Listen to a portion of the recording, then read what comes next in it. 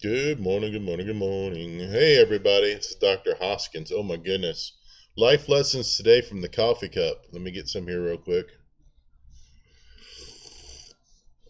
Yeah, I do like my coffee with a little bit of cream. I use stevia now, not a whole bunch, just enough to take the edge off the coffee intensity. But that's not the lesson for today. You guys have all carried sloshing coffee around in your cup. That is the lesson for today. The professionals, the people that get paid to carry coffee from the pot to your table, know that if you're watching the cup, you're going to spill. You're going to spill almost every time.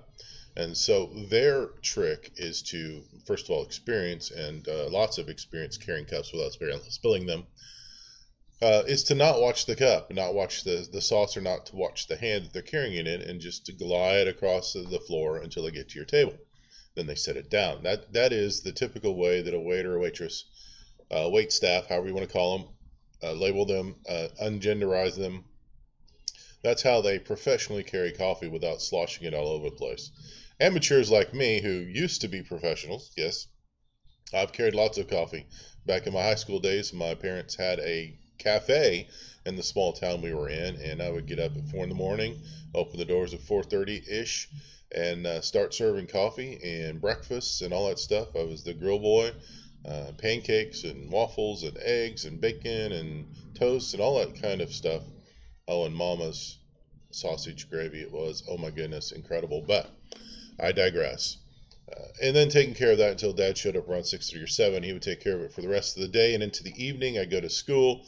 So anyway, I was a professional. I did well. I don't know if I got. Yeah, I got a couple dollars out of that for gas for weekend ventures into the town of, well, the big town that was next to us.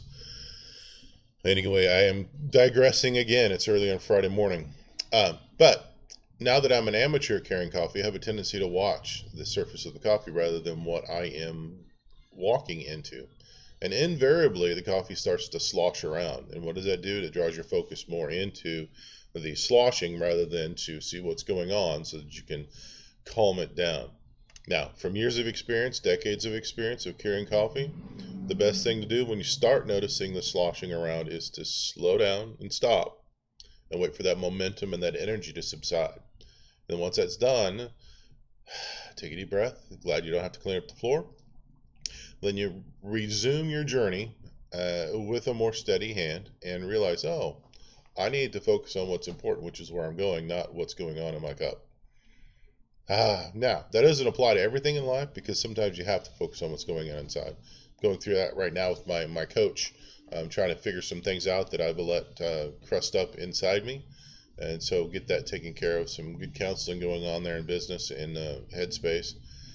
But for coffee and for vertebral subluxation, it is best to get that sloshing taken care of as quick as possible before it spills over into the rest of your life, before it spills over into your relationships, before it increases your stress levels, before it affects how you work, how long you work, how well you work, your focus at work, before it affects how you drive and how you react to things going on in your physical world.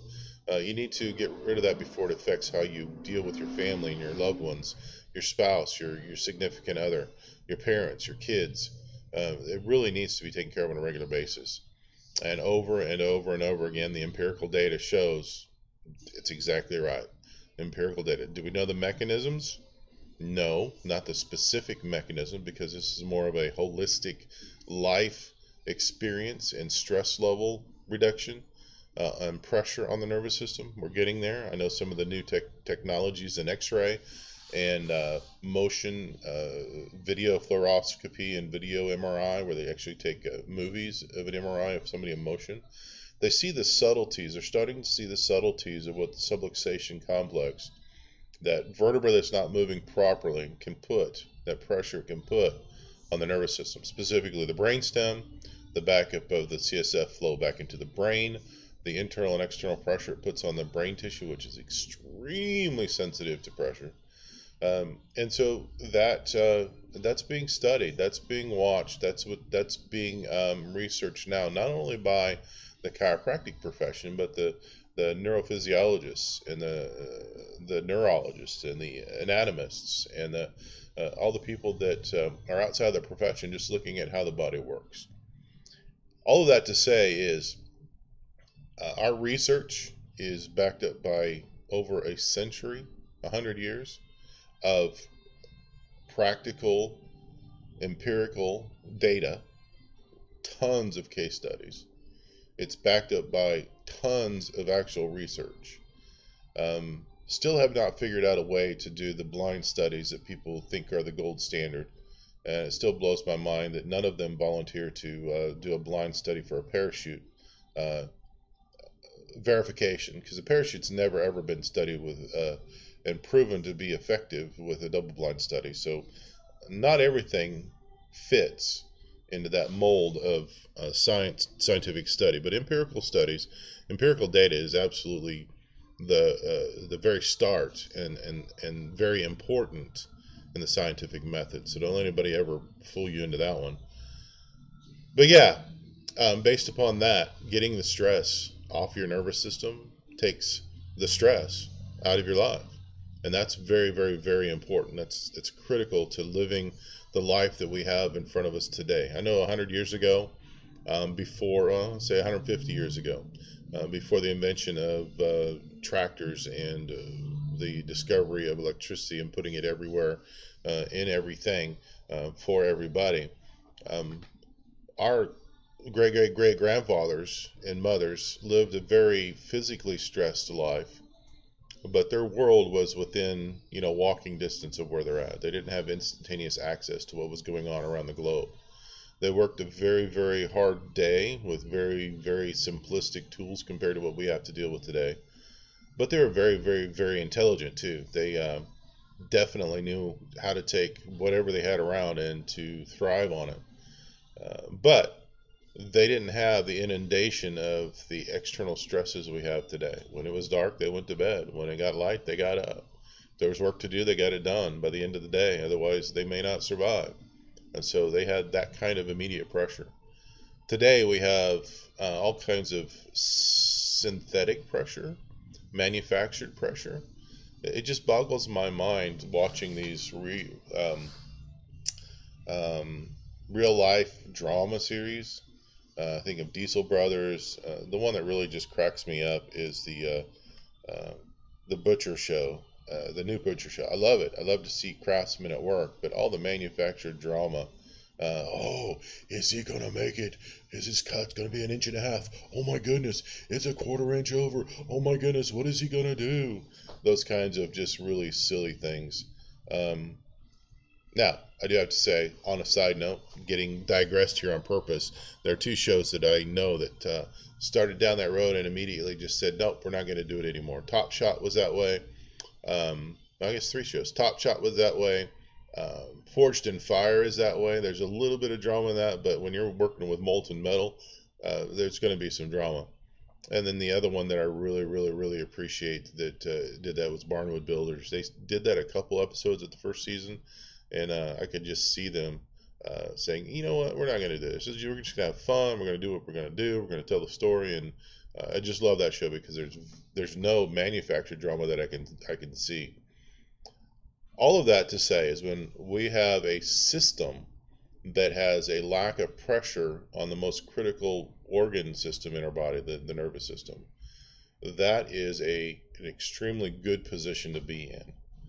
The absolute best status for our nervous system is normal.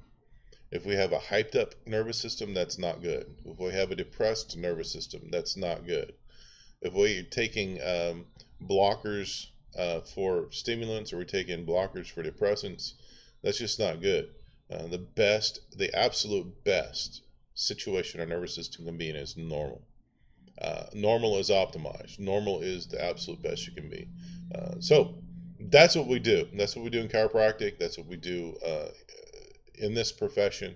Is we find the pressure that's on the nervous system, we take it off, so that coffee doesn't slosh over out of the vertebral subluxation in your spine into the rest of your life. And it works whether you're here in South Carolina or like my friend Trent just joined us from Minnesota. It works wherever you're at. And that story needs to be told because that is what we really do. Chiropractors do it in different ways. Some chiropractors choose to add services to their practice. We here at Pure Chiro Now choose to just do chiropractic because it's important enough to focus just on that. So I think I've talked about coffee and sloshing over enough today. I never, ever, ever will be able to talk about vertebral subluxation enough. So that's why we're here 3 days a week, talking about it, trying to give you different word pictures, trying to impress upon you the importance of getting checked on a regular basis, you and your family, so that the stress in your life can be minimized, at least from the vertebral subluxation. The other stuff you get to choose about. And we'll go from there. Anyway, have a great Friday. We're going to have a great weekend. It is the weekend before July 4th, so we've got some stuff to do. We've got some construction things to do on the back porch. But we'll get to that this afternoon and tomorrow. You guys have a good, safe weekend. See you next week, or you'll see me next week because I can't see you through this camera, through the screen.